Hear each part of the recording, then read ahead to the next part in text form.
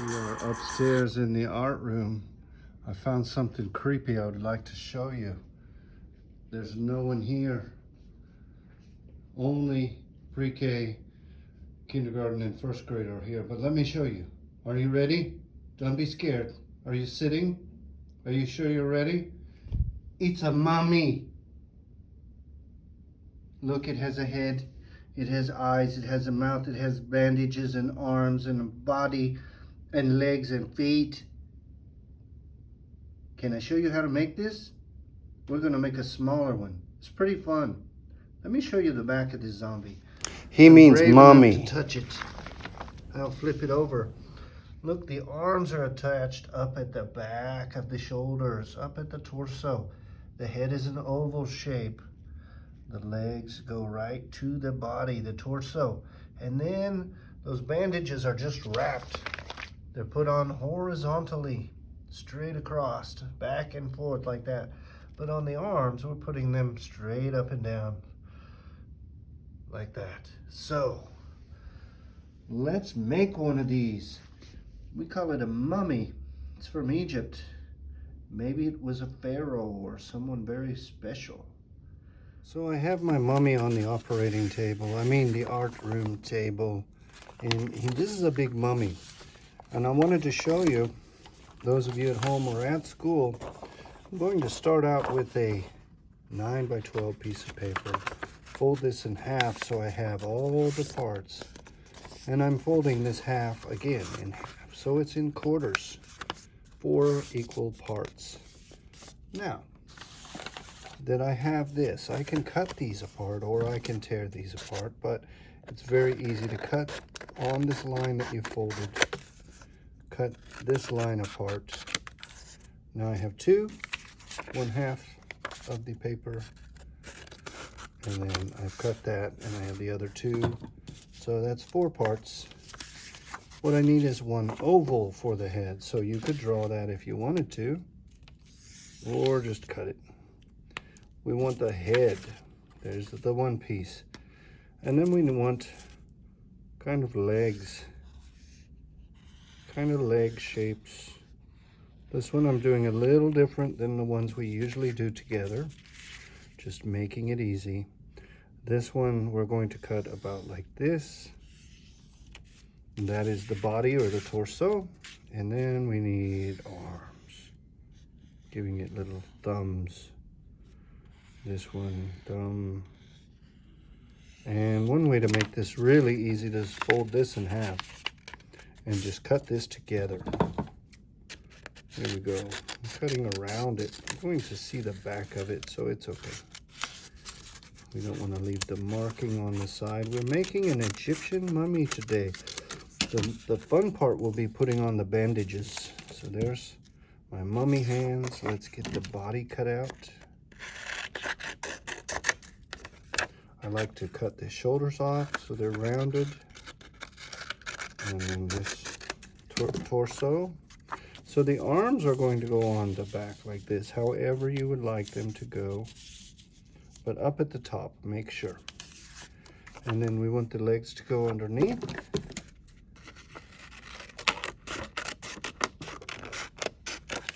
Let me hold this so you can see me do it, right? And I'm coming around the mountain. Where am I from? Almost there. Halfway. You could cut out strips if you wanted to too. I'm just taking a little extra time to make this look great. Putting my trash out of the way because I don't want to get confused. There are my legs. Putting that up like that. Now the head. Just draw around or along that line. Cut the oval out. Now this will be the back side. Unless I want that to be the head, but it overlaps just a bit. Now, mummies don't need a nose because actually your nose gets eaten by worms if you're underground for 1,000 years. And also, if I got woken up, I don't know if I would be super happy. So I'm kind of having a frowny face, right? And so I don't have a nose. I'm okay with that.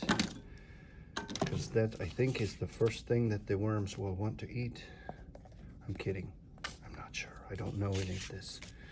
But I only need a little bit for that to go over. I'm overlapping the head. These are going on behind, right up at the top, the arms.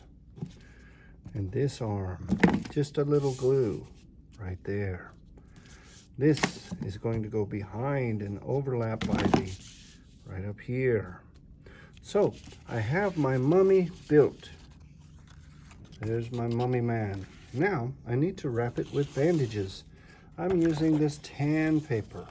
You could use any color like white. You could use tissue paper or Kleenex if it's okay, depending on where you are. But if I was at school, I would use this because we have this. Now, when you decorate your mummy, put on stripes of glue or lines, and you want to make sure that you cover up most of your mummy. So I'm going to show you an easy way to do this if you have not.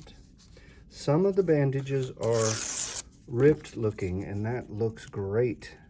Put it on there and then pull it off. So it will tear easily. It will follow your directions if you tell it clearly what to do. Pull it, put this on, and like so. And that is most of my mummy arm. I do want thin bandages as I wrap my mummy. I want to hold all of my mummy together so it will last in the tomb for forever and ever. And then make sure to cover the chin. There's a little space between the eyes. I could use parts, and it looks kind of neat. If some of it is hanging off and ripped, some of it is nice and clean. You don't need scissors for this once you get your mummy built or put together. And then make sure to cover it all up because you don't want it naked anywhere. That would be gross. And so you want this bandages to continue all the way down, and use your long strips and tear. Put it on and tear. Have it hang off if you want. But it's kind of neat and kind of sloppy at the same time. And you see I'm working on top of a black background so that I don't get glue on my table, because this is the table where I shoot all the magic videos right now. And I'm almost done putting my mummy together. You could use strips of paper like I'm doing, and that looks fine too. But here we are with our mummy.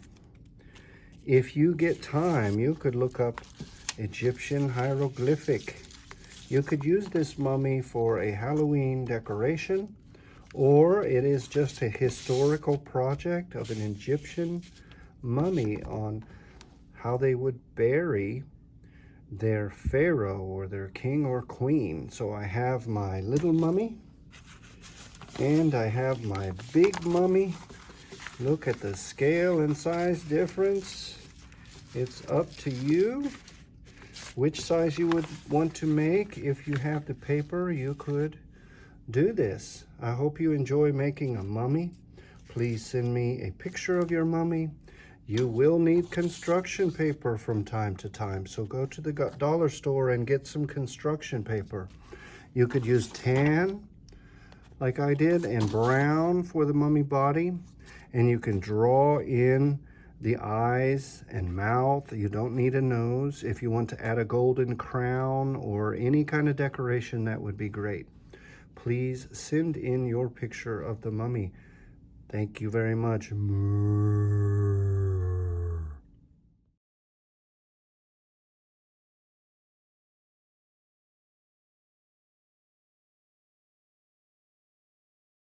So I'm in the art room and I'm looking at the hieroglyphic language that the Egyptians made. They are pictographs. They're pictures that stand for words. A is a long-beaked bird.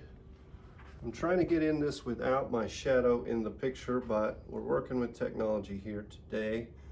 A looks like an arm, also like an extended arm laid out sideways. B looks like a foot. C looks like a cup. D looks like a hand that's doing this. E is like a feather. F is like a snail without a shell. G, I'm not sure what that is. It almost looks like a tongue sticking out or a tooth. I'm not sure.